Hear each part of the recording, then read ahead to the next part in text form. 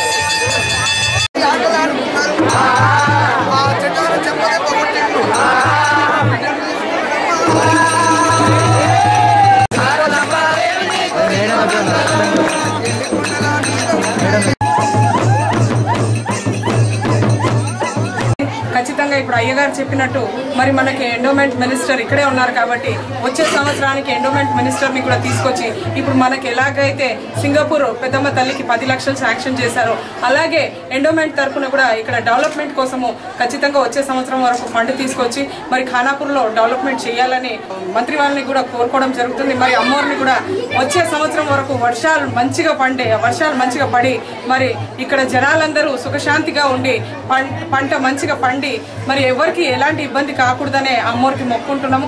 Khanapur constituency అనేది చాలా వెనుకబడినది. మరి ఇప్పటికీ డెవలప్మెంట్ అవుతుంది. మన తెలంగాణ ప్రభుత్వం వచ్చిన తర్వాత డెవలప్మెంట్ అవుతుంది. అలాగే ఇట కంపల్సరీ అమ్మవారి గుడిలో మరి మేము నుంచొని చెప్తున్నాము. ఖచ్చితంగా ఈ టెంపుల్కి కూడా డెవలప్మెంట్ చేస్తామని మేము విశ్వ జగజ్జనని అయినటువంటి లోకమాత వరాలు కురిపించేటువంటి పోచమ్మ తల్లికి ఖానాపూర్ మండలంలో వెలిసినటువంటి జగజ్జనని త్రైత్రింశతి కోటి దేవతల యొక్క శక్తి సంపన్నురాలైనటువంటి ఆ పోషమ్మ తల్లి ప్రతి సంవత్సరం వార్షిక ఉత్సవాలు బ్రహ్మోత్సవాలు అత్యంత వైభవపేతంగా కనీవిని ఎరిగిన రీతిలో ఇక్కడ మనం అందరం కలిసి భక్తుల సహాయ సహకారములతో ఆలయ కమిటీ మెంబర్స్ కానివ్వండి, ఆలయ అర్చకులు కానివ్వండి, అలాగే ఈ యొక్క గ్రామ సర్పంచు, మిగతా రాజకీయ నాయకులు, అలాగే ఈ యొక్క కాన్స్టిట్యున్సీ ఎమ్మెల్యే గారి ఆధ్వర్యంలో జరిగేటువంటి ఈ వైభవ ఉత్సవాలను మనం ప్రతి సంవత్సరం తిలకిస్తున్నాము. ఈ సంవత్సరం కూడా గత సంవత్సరం కంటే ఈ సంవత్సరం దేదీప్యమానంగా జరుపుకుంటున్నాము. ఇలాగే ప్రతి సంవత్సరము పుష్కరకాలం రాబోతుంది.